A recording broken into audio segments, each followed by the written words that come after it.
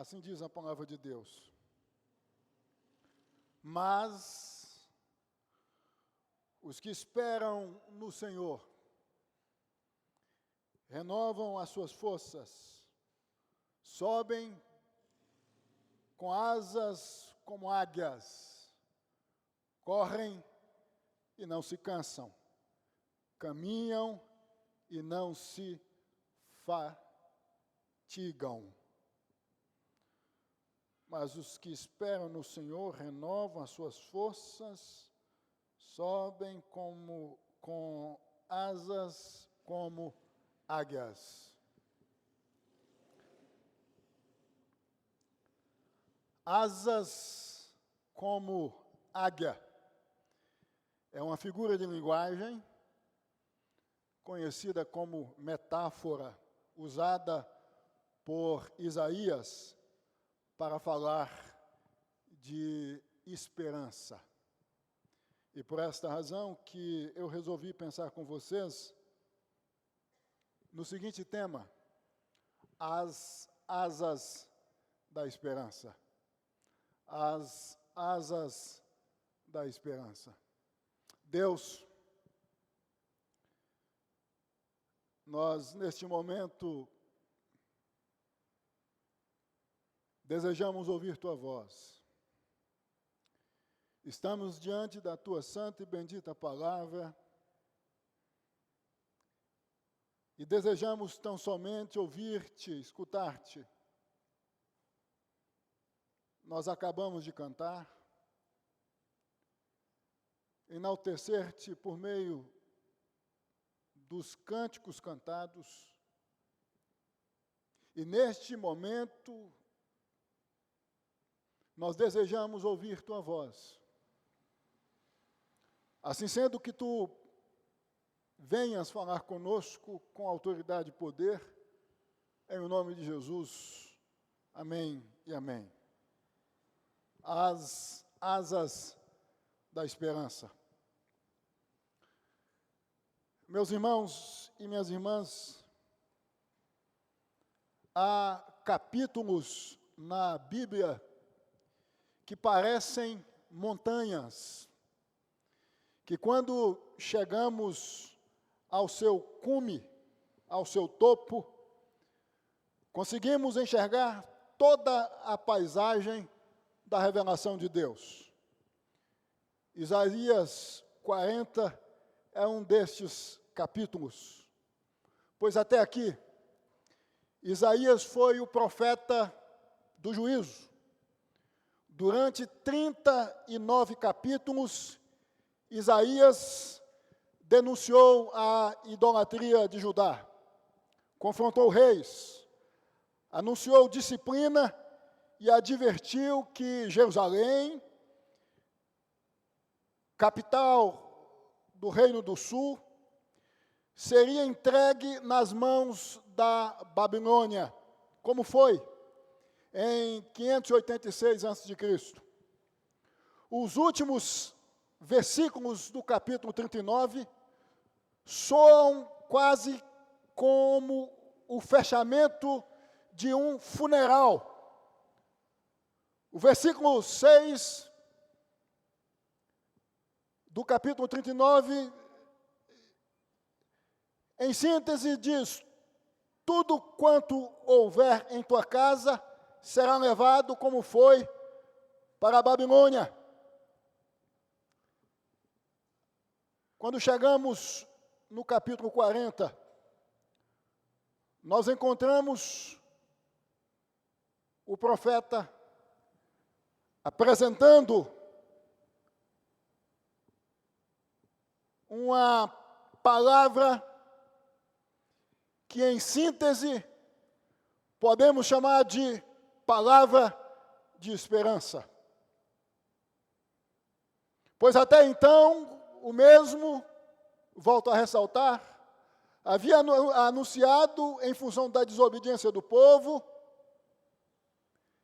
que Deus haveria de punir esse povo. Conquanto, a partir do capítulo 40, o tom da profecia muda, o tom do discurso muda. O tom da palavra muda. Não é mais juízo. É esperança. É a palavra que chama o povo para olhar para as circunstâncias que haveriam de chegar com esperança. O profeta, isto é, Isaías, olhando antecipadamente para o povo que ainda entraria no exílio. Esse é o contexto do capítulo 40, mas que já precisava saber que o exílio não seria o fim. A Babilônia seria grande, mas não eterna, como não foi.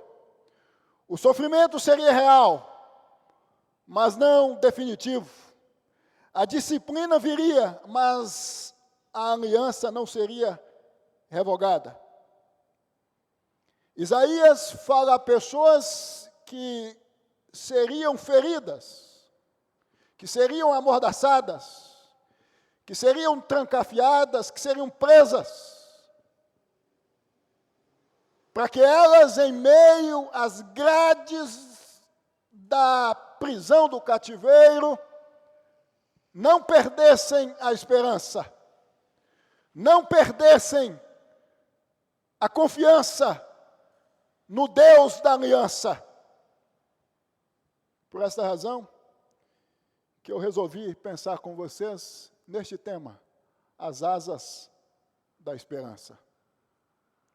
Não da esperança nos recursos humanos, não da esperança nas estratégias humanas, não da esperança na capacidade intelectual de muitos, mas da esperança em Deus, mas da esperança no Deus que emite juízo, mas também graça, mas também misericórdia, porque é um Deus de misericórdia, é um Deus de bondade, é um Deus de amor. Surge aqui uma pergunta, que é: por que a esperança em Deus nos dá asas? Ou seja, nos faz sobrevoar os cativeiros, os desertos, os sofrimentos da vida, estando-nos neles com esperança de dias melhores. Porque, em primeiro lugar, as asas da esperança em Deus nascem da palavra de consolação do próprio Deus. É o que destaca os versos 1 e 2. Se não, observem aí comigo, versos 1 e 2. O profeta inicia o capítulo 40, consolai, consolai o meu povo, diz o vosso Deus, falai ao coração de Jerusalém, bradai-lhe, que já é fim do tempo da sua milícia, que a sua iniquidade está perdoada e que já recebeu em dobro das mãos do Senhor por todos os seus pecados. Isaías inicia o capítulo com uma ordem repetida: consolai, consolai. Na língua original, isto é, no hebraico, a repetição intensifica a urgência do consolo. Deus não apenas informa, Ele restaura o coração do seu povo. A expressão falai ao coração significa dirigir uma palavra que alcança o íntimo e renova o ânimo. Em outro momento, Isaías havia dito: vocês vão sofrer nas mãos da Babilônia, por causa da desobediência de vocês, por causa das iniquidades de vocês. Aqui Isaías diz: mas o vosso Deus irá consolar vocês em meio ao sofrimento, em meio às circunstâncias de dor, em meio às circunstâncias de crise, de lágrimas. Consolai, consolai. É uma palavra que Deus dá por meio do profeta a um povo que historicamente haveria de ser submetido ao cativeiro como foi, a fim de fazer com que este povo, no cativeiro, no sofrimento, na dor, não perdesse a esperança em Deus. Deus, por meio de Isaías, diz: Tu és ainda o meu povo, eu perdoo os seus pecados e consolo o coração de cada um de vocês. Irmãos e irmãs, quando voltamos a ouvir a voz de Deus, acima das acusações da nossa consciência, passamos a ser conduzidos pelas asas da esperança.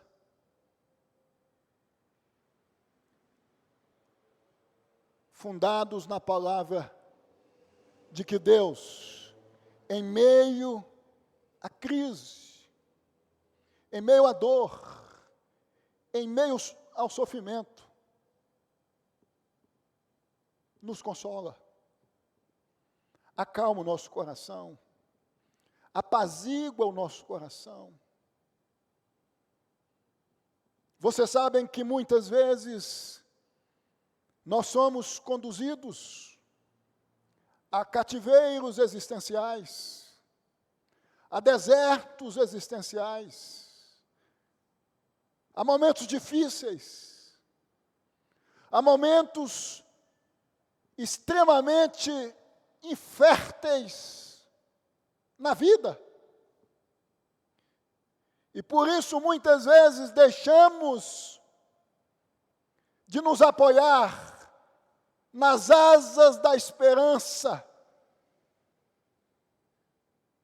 em Deus, que consola, que conforta, que apazigua o coração. Porque a esperança em Deus nos dá asas. Em segundo lugar, porque as asas da esperança crescem quando cremos que Deus ainda abre caminhos. Versos 13 e 4 dizem: Vós do que clama no deserto, preparai o caminho do Senhor, endireitai o ermo, vereda a nosso Deus, todo vale será aterrado, e nivelados todos os montes e outeiros, o que é tortuoso será retificado, e os lugares escabrosos aplanados. Primeiro Deus diz: eu vou consolar vocês. Tenham esperança. Eu vou consolar você. Segundo, Deus diz: eu vou abrir caminho. Eu vou abrir passagem. A imagem é de um mensageiro preparando o caminho para a chegada de um rei. Contudo, quem vem é o próprio Deus. Isaías descreve a volta do exílio como um novo êxodo. Assim como Deus abriu o Mar Vermelho no passado, agora abriria caminho no deserto. Vales, montes e caminhos tortuosos representam obstáculos que somente Deus pode remover. Vocês vão para o cativeiro, como foram, mas eu vou abrir caminho. O cativeiro não vai ser um ponto final na existência de vocês. A crise que vocês vão experimentar, como experimentaram, não vai ser um ponto final da existência de vocês. Eu vou abrir caminho. Os evangelhos aplicam esse texto a João Batista, revelando que essa restauração encontraria seu cumprimento pleno na vinda do Messias. Em Cristo, todas as crises, todos os momentos difíceis, passam a não se tornar majoritários em nossa vida, definitivos em nossa vida. Porque a voz do Evangelho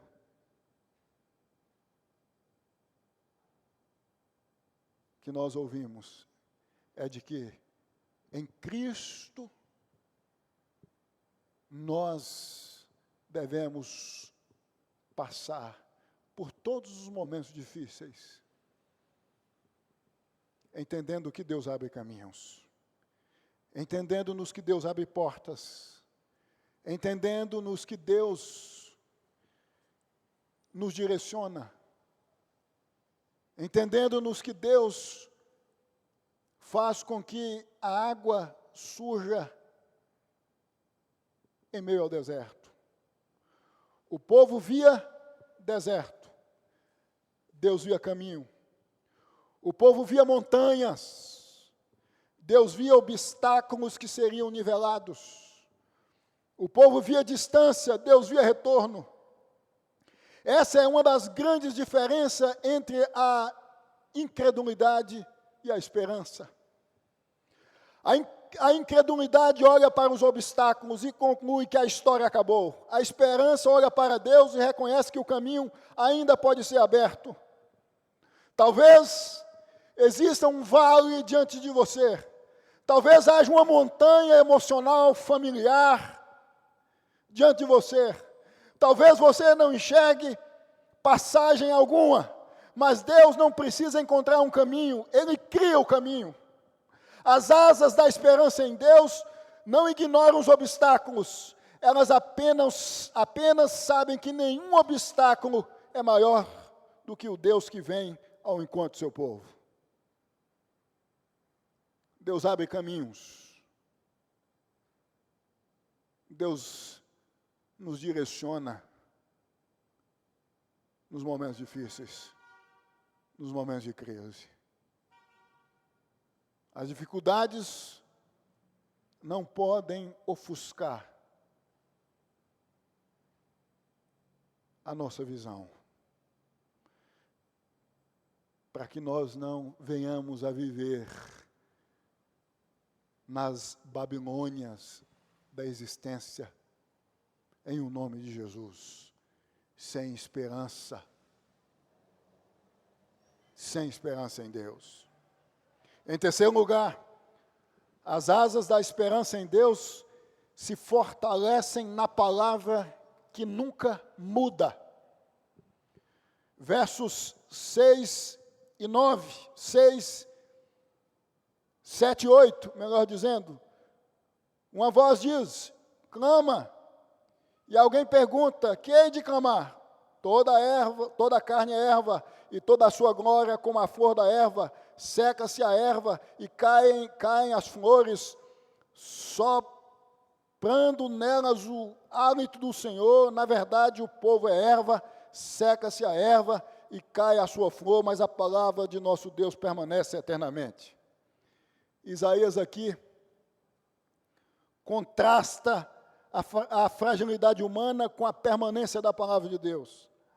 A humanidade e toda a sua glória são como a erva que seca rapidamente, enquanto a palavra permanece para sempre. A Babilônia iria parecer como pareceu, invencível, mas também passaria como passou.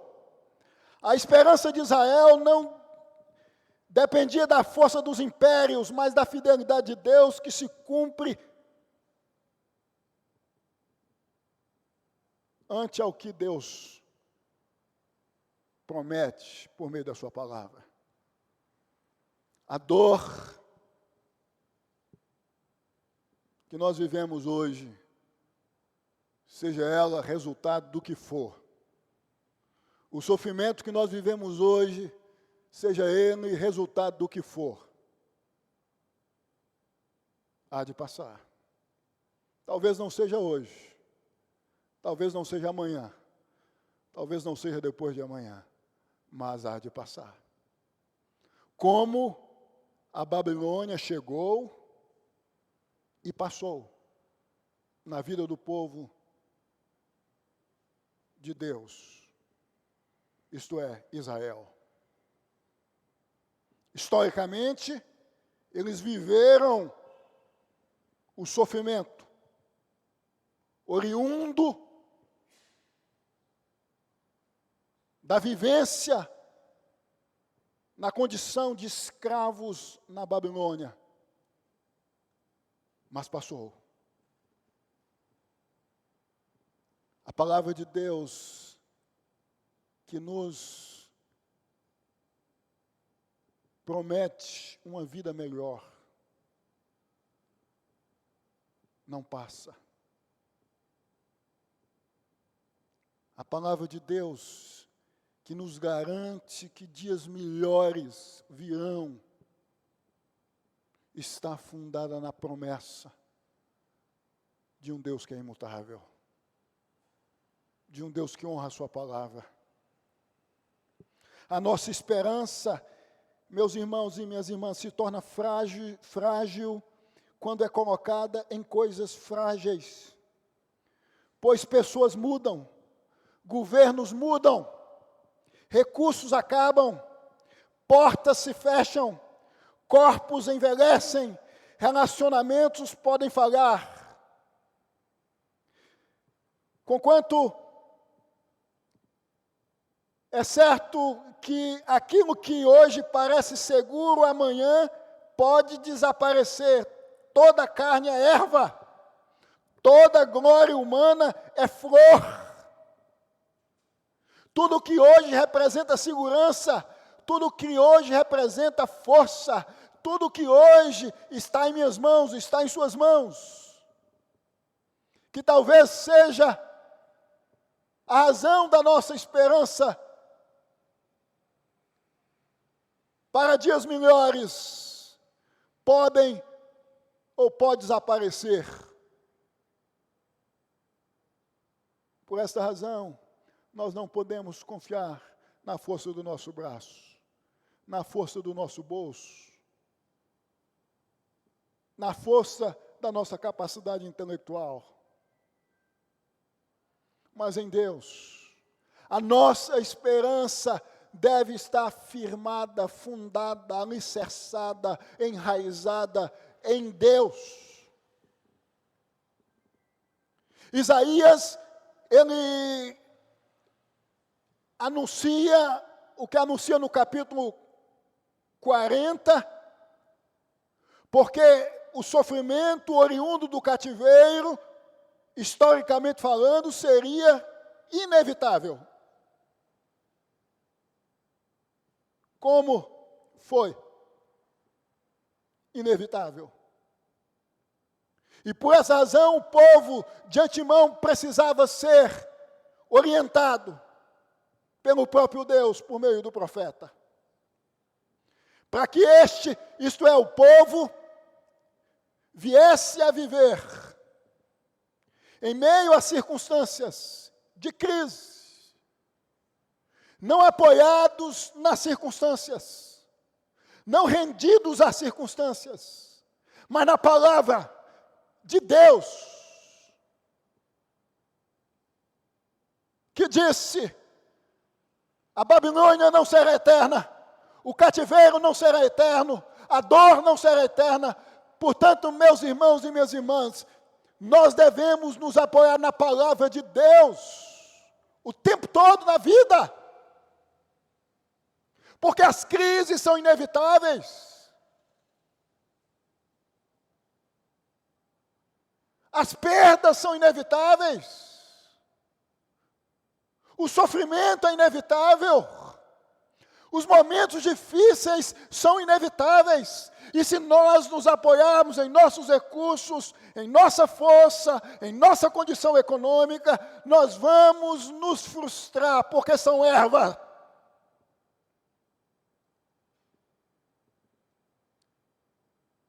Passam, evaporam, somem com uma facilidade brutal. Nós devemos, portanto, nos apoiar em Deus, que nos promete e, ao mesmo tempo, nos garante dias melhores em Cristo Jesus, mesmo vivendo-nos em realidades difíceis, existencialmente falando, já que Deus é o nosso, em Cristo, verdadeiro pastor.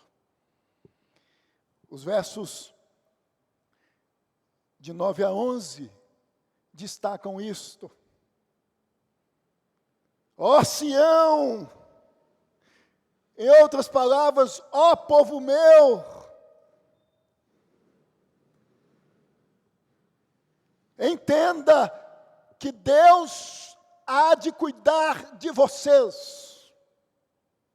Então, quando chegar os momentos difíceis, quando chegar os momentos extremamente complicados, que irão introjetar na alma de vocês dor, não se desesperem, porque Deus, como pastor, há de cuidar de cada um de vocês, como cuidou e como tem cuidado, pensando em mim, pensando em você. Vejam o que diz aí o verso 11, como pastor, apacentará o seu rebanho, entre os seus braços recolherá os cordeirinhos e os levará no seio. As que amamentam, ele guiará mansamente. O cativeiro vai vir, os momentos difíceis vão chegar, mas eu vou estar com vocês, como pastor, proporcionando o que vocês precisam em meio à dor, em meio à crise, em meio ao sofrimento. Então não percam a cabeça, não se desesperem. Hoje, pensando em mim, pensando em você, pensando em nós, podemos estar vivendo em jardins, mas amanhã talvez não. Talvez amanhã surja uma Babilônia em nosso caminho, uma montanha, um deserto, uma dificuldade. E nós precisamos entender estas palavras, para que nós não venhamos a perder a esperança. As palavras de que Deus é pastor, de que Deus cuida, de que Deus nos carrega no colo, de que Deus, metaforicamente falando, nos põe em seus braços, nos amamenta, nos fortifica. Em quarto lugar, as asas da esperança em Deus se abrem quando contemplamos a grandeza de Deus. Vejam o que diz o verso 12. Referindo-se a Deus, quem na concha de sua mão mediu as águas e tomou a medida dos céus a palmos. Quem recolheu na terça parte de um efa o pó da terra e pesou os montes em romana e os outeiros em balança de precisão. Verso 18. Com quem comparareis a Deus? Ou que coisa semelhante confrontareis com Ele? Verso 26. Levantai ao alto os olhos e vede quem criou estas coisas.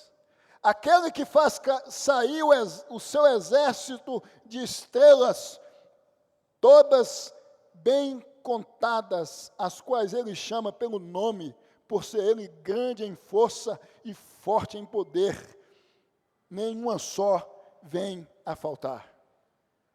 Por meio de perguntas retóricas, Isaías revela a incomparável grandeza de Deus. Os oceanos cabem na concha de sua mão. Os céus são medidos a palmos. E as nações são como uma gota de água diante dele. O profeta também confronta a idolatria, mostrando que o Deus de Israel não pode ser fabricado nem comparado a qualquer ídolo. As estrelas adoradas pelos babilônios são apenas criaturas sustentadas pelo Criador. Em outras palavras, confie em Deus, porque Ele é o Criador, o mantenedor de tudo quanto existe. Confie em Deus. Não tirem os olhos de vocês de Deus. A Babilônia era grande diante de Israel, mas era pequena diante de Deus. O problema nunca é apenas o tamanho da crise, meus irmãos. É o tamanho que a crise ocupa em nossa visão. É o tamanho que a Babilônia ocupa em nossa visão.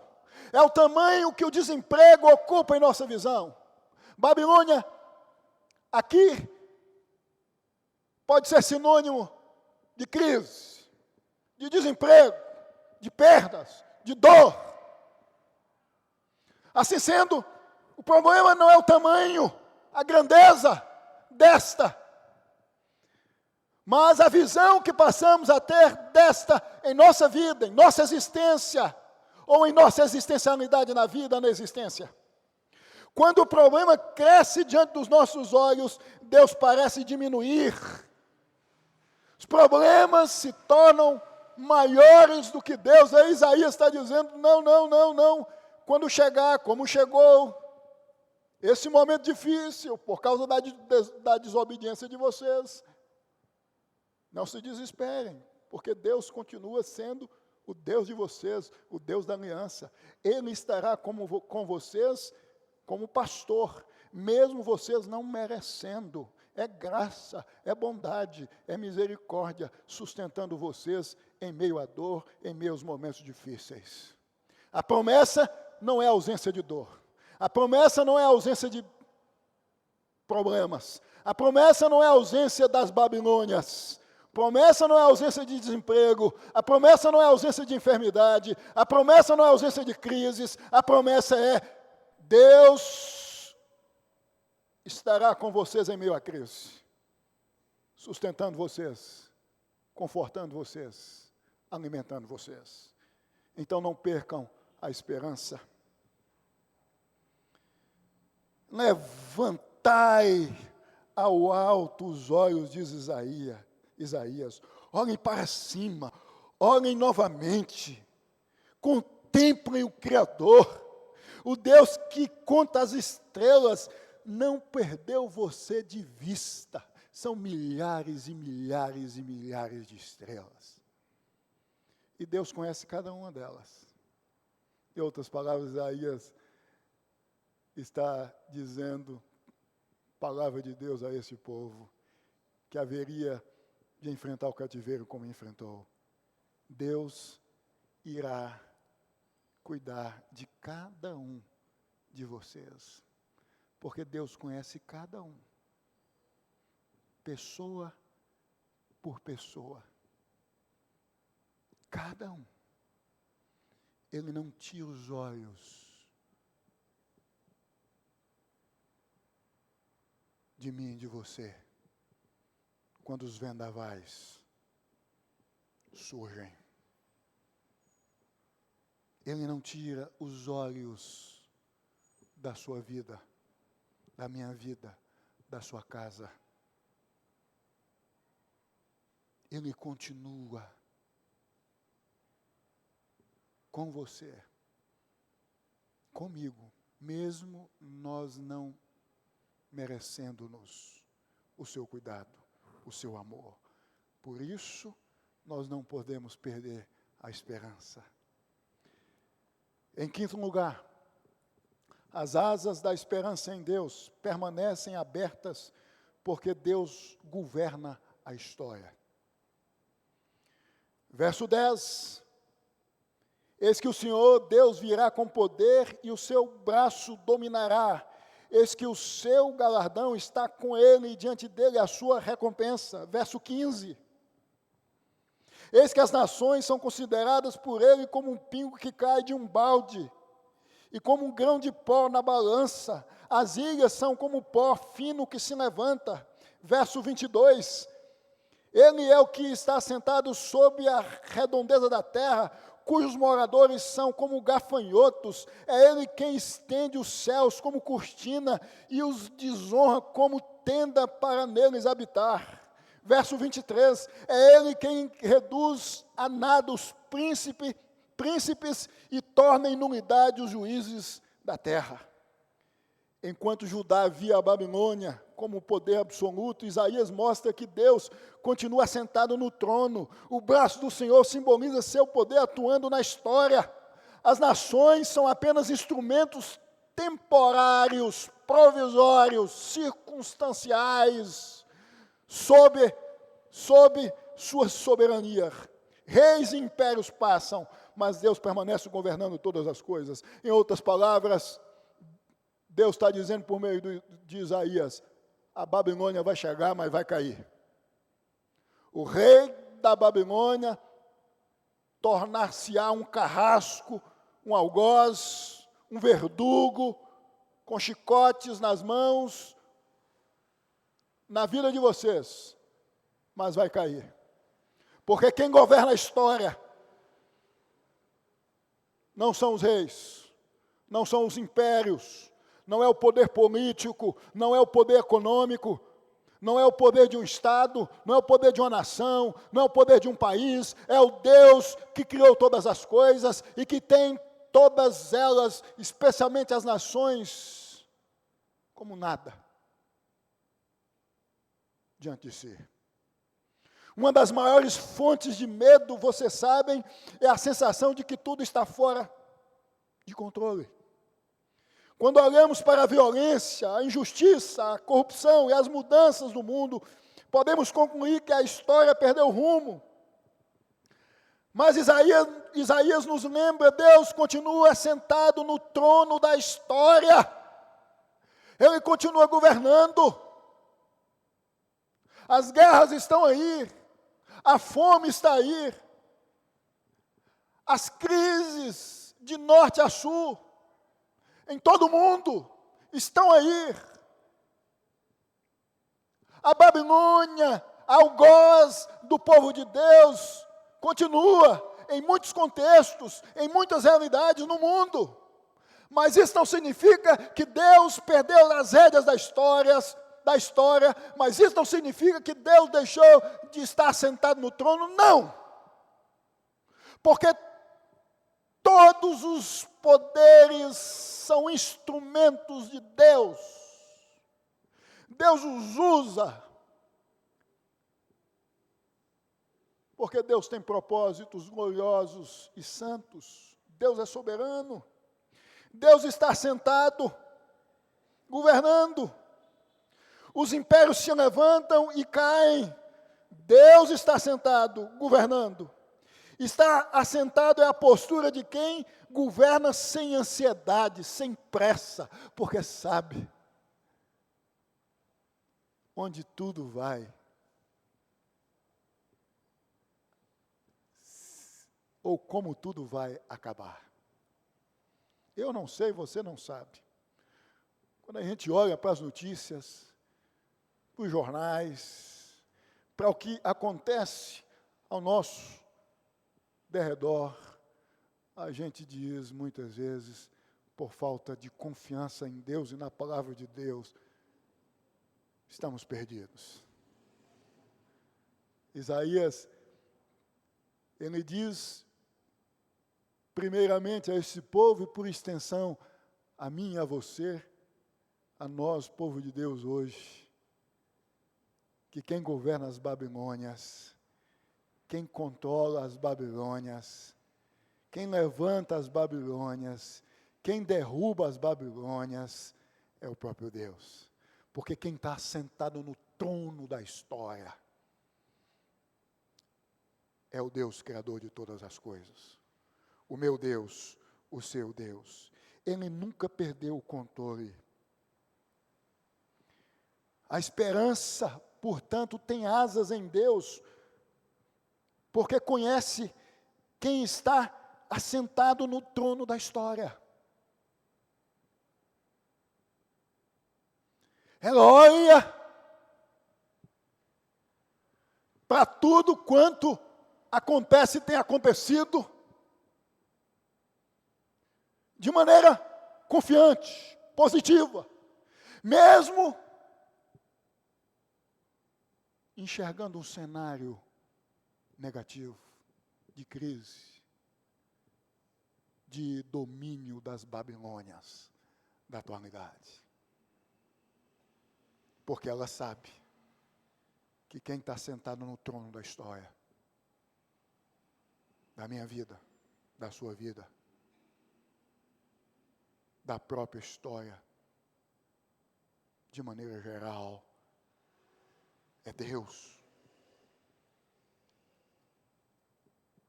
Em sexto lugar, as asas da esperança em Deus nos carregam quando nos sentimos esquecidos. Versículo 27. Porque, pois dizes, ó Jacó, e falas, ó Israel, o meu caminho está encoberto ao Senhor, e o meu direito passa despercebido ao meu Deus. A maior crise de Israel não era política, mas espiritual. O povo acreditava que Deus havia escondido deles o olhar e ignorado sua causa. Isaías responde, lembrando-lhes quem Deus é. O problema não era a falta de revelação, mas o esquecimento provocado pela dor. O sofrimento havia distorcido a percepção que tinham do caráter de Deus. Às vezes, a nossa maior crise não é em função da perda de um emprego, não é em função de uma enfermidade, não é em função de um desajuste familiar, mas espiritual. Incredulidade, falta de confiança de que Deus atua e age segundo a sua vontade, segundo o seu querer, no seu momento, no seu tempo, considerando a minha vida, a sua vida, no tempo e no espaço. Israel precisava urgentemente, espiritualmente falando, ter a confiança em Deus restabelecida. Pois quem tem a confiança em Deus, firme, inabalável, independente das circunstâncias, irá continuar esperançoso ou esperançosa em Deus. A crise não falará mais alto. A voz das circunstâncias de crise não falará mais alto. Há momentos em que, infelizmente, nós nos tornamos incrédulos e incrédulas na bondade, no amor, na fidelidade de Deus para conosco. Porque muitas vezes nós queremos do nosso jeito, da nossa forma, no nosso tempo, no nosso momento. Se não for hoje,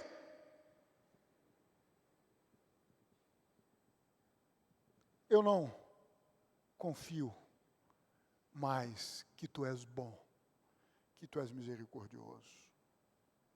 No nosso tempo, na nossa hora, no nosso momento, de acordo com a nossa agenda, de acordo com o nosso relógio. E aí a crise vem, espiritualmente falando, introjetando cada vez mais incredulidade e desconfiança no caráter de Deus, que é bondoso, que é misericordioso para com seu povo. É o Deus da aliança. Deus estava conduzindo a história de Israel antes que Israel percebesse. Antes que o povo saísse da Babilônia, Deus já havia anunciado a saída. Antes que Ciro, o grande, vocês sabem que foi Ciro que emitiu o decreto, depois de 70 anos, permitindo que os judeus exilados à época na Babilônia retornassem a Jerusalém. Antes, historicamente falando, do surgimento de Ciro o Grande, do decreto de libertação, Deus já havia anunciado, o cativeiro vai chegar, mas 70 anos vão ser os anos de sofrimento. Porque quem governa a história, quem controla a história, os meus passos, os seus passos, a minha vida, a minha casa, a sua casa, este país, o mundo, chama-se Deus, o soberano, o que guarda seu povo. A esperança, meus irmãos, portanto, ganha asa quando deixamos de interpretar Deus pela dor, como disse domingo passado, e passamos a interpretar a dor pelo caráter de Deus. E passamos a olhar para Deus além, ou acima, das circunstâncias que passam a nos envolver na vida, na existência. Em sétimo lugar, as asas da esperança em Deus recebem força do Deus que nunca se cansa. Versos 28 e 29. Não sabes, não ouviste que o eterno Deus, o Senhor, o Criador dos fins da terra, não se cansa nem se fadiga? Não se pode esquadrinhar o seu entendimento. Faz forte ao cansado e multiplica as forças ao que não tem nenhum vigor. Isaías apresenta Deus como eterno. Enquanto os poderes humanos, os impérios, os reis caem, Deus não, porque Deus é eterno. Enquanto os impérios cansam, enquanto os reis cansam, enquanto os povos cansam, enquanto nós nos cansamos, enquanto nós somos apanhados em função das circunstâncias, pelo sentimento do pessimismo, do não podemos mais avançar. Deus não. O Criador de toda a terra e absolutamente de tudo quanto existe, do cosmos, é incansável.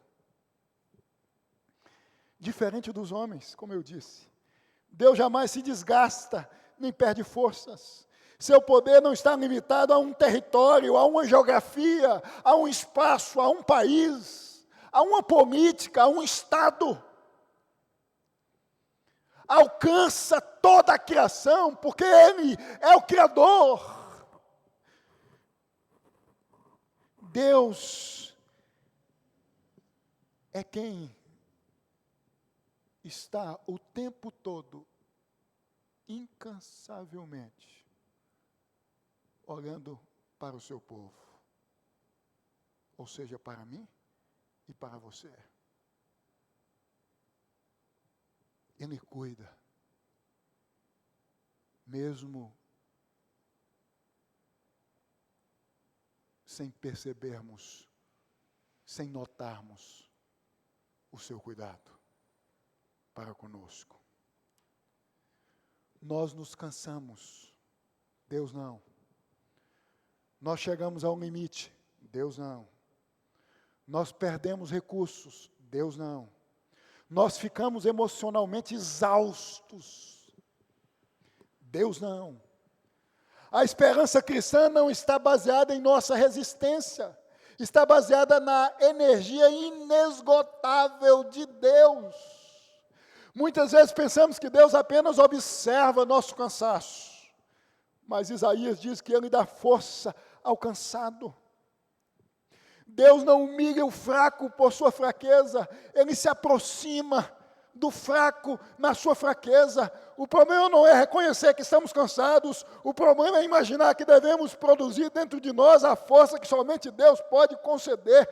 As asas da esperança, portanto, não são fabricadas pela autossuficiência, elas são recebidas pela dependência. Se você está cansado, se você está cansada, é o momento de você se recorrer ao que não cansa, ao incansável, para que Ele venha tirar você desta situação de cansaço, de desânimo, de ausência de ânimo, de ausência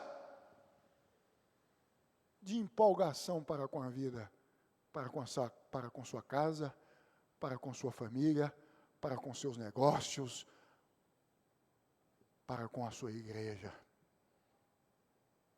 A igreja que você é membro.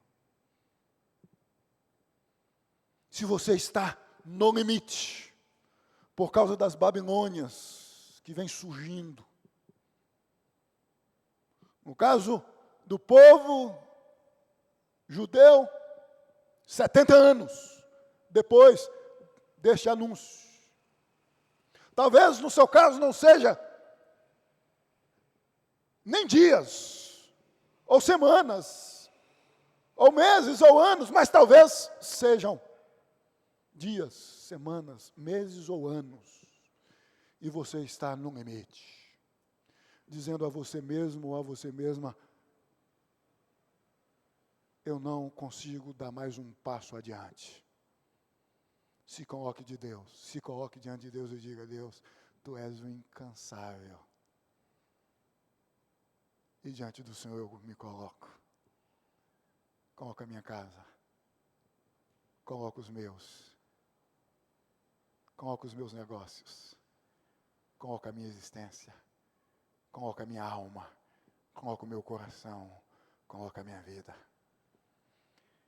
Em oitavo e último lugar, as asas da esperança em Deus começam onde a força humana termina. Verso 30 e verso 31. Os jovens se cansam e se fatigam, e os moços de exaustos caem. Mas os que esperam no Senhor renovam as suas forças, sobem com asas como águias, correm e não se cansam, caminham e não se fatigam. Isaías escolhe os jovens como representação do auge da capacidade humana. A juventude normalmente simboliza vigor, disposição, força e resistência. Se até os jovens se cansam, então nenhuma força humana é suficiente por si mesma. Se até os jovens se desesperam, se até os jovens se angustiam, se até os jovens perdem a cabeça quando estão diante de um sofrimento, de um problema, de uma situação difícil, isso significa que não podemos confiar nos recursos humanos, nos nossos recursos, na nossa vitalidade, mas em Deus. A nossa esperança não deve estar em nós ou no que temos, mas em Deus. O texto usa uma intensificação: cansam-se, fatigam-se, caem completamente. A expressão final comunica tropeço, colapso e queda. Isaías está demonstrando a confiança na capacidade natural. E quem vive confiando na capacidade natural, com certeza em algum momento vai cair, vai colapsar, vai desmoronar, vai virar ruínas. Ele está dizendo: não confiem em vocês, confiem em Deus. Quando vocês estiverem vivendo, onde vocês vão viver? Isso é na Babilônia. Confie em Deus. Faça chuva, faça sol. No inverno e no verão. Em todas as estações, em todos os momentos. Confie em Deus. Confiem exclusivamente em Deus. O forte emocionalmente, o forte financeiramente é fraco quando deposita a sua vida, ou quando firma a sua vida na sua força emocional, na sua força financeira, no que possui, no que tem. O verdadeiramente forte é aquele que deposita a sua confiança, a sua força, a sua energia, a sua esperança em Deus. A Bíblia diz que nós devemos recorrer a Deus o tempo todo. Que nós não vamos conseguir sozinhos. Que nós não vamos conseguir sozinhos. É preciso nos voltarmos a Deus. É preciso termos Deus como refúgio, como retaguarda, como esconderijo. É preciso curvarmos a nossa alma diante de Deus, estarmos com a alma de joelhos diante de Deus o tempo todo, na bonança ou na ausência de bonança, porque a vida, já disse alguém, é como uma roda gigante. Às vezes a gente está lá em cima, às vezes a gente está lá embaixo, e a gente não sabe quando a gente vai estar lá em cima e quando a gente vai estar lá embaixo. E se nós estivermos, independente de estarmos em cima ou embaixo, na vida, com sucesso ou não, firmados em Deus, nós não vamos perder a esperança. Nós não vamos nos desesperar. Nós vamos continuar firmes. Porque quem espera no Senhor, diz o texto, renovados serão. Diz o verso 31. Mas os que esperam no Senhor, renovam as suas forças, sobem com asas como águias, correm e não se cansam, caminham e não se fatigam. O que significa? Com crise ou sem crise, com dor ou sem dor, não vão perder a esperança. Vão continuar firmes. O verbo hebraico, kavá, traduzido por esperar, significa confiar perseverantemente em Deus. É dependência no caráter do Senhor. A renovação das forças descreve uma nova provisão concedida por Deus. A imagem da águia comunica elevação e vigor, enquanto a sequência subir, correr e caminhar mostra que Deus sustenta seu povo tanto nos momentos extraordinários quanto na fidelidade da caminhada diária. Esperar no Senhor não é ficar estagnado, acomodado, sentado em um sofá, existencialmente. É continuar obedecendo quando ainda não entendemos. É continuar orando quando a resposta ainda não chegou. é continuar servindo quando o reconhecimento não veio, é continuar crendo quando o cenário parece negar a promessa. Aquele povo teria de esperar a saída da Babilônia, não aconteceria imediatamente. Precisaria, portanto, esperar, confiando em Deus, nas palavras de Deus, na promessa de que eles, em algum momento no tempo e no espaço, historicamente falando, haveriam de sair da Babilônia. Haveriam de deixar o calabouço, a prisão, a escravidão, a crise. Deus renova as forças. O exemplo da águia, usado por Isaías, é o exemplo da resiliência, de quem enxerga além das circunstâncias de crise, de quem transcende por meio da fé, tendo esperança às circunstâncias de crise em Deus. Eu concluo dizendo que o Evangelho nos mostra que a nossa esperança não está apoiada em uma ideia abstrata. Ela está apoiada em Cristo, na cruz. Os discípulos imaginaram que toda esperança havia morrido quando Cristo, Jesus, morre na cruz, pois o céu parecia silencioso. Ele estava no túmulo, a promessa parecia sepultada, mas ao terceiro dia Cristo ressuscitou. A ressurreição é a declaração de Deus de que a dor nunca terá a palavra final sobre aqueles que pertencem a Cristo. Por isso a esperança cristã não é otimismo. O otimismo acredita que as coisas também melhorem, que as coisas talvez melhorem. O cristão sabe que mesmo que as coisas não melhorem, imediatamente Deus continua sendo Deus. Nossa esperança não está apenas no Deus que faz, está em quem Deus é. Ele é eterno, Ele é criador, Ele é soberano, Ele é fiel, Ele não se cansa, Ele não se esquece, Ele não abandona o seu povo. Portanto, em o nome de Jesus, levante os seus olhos,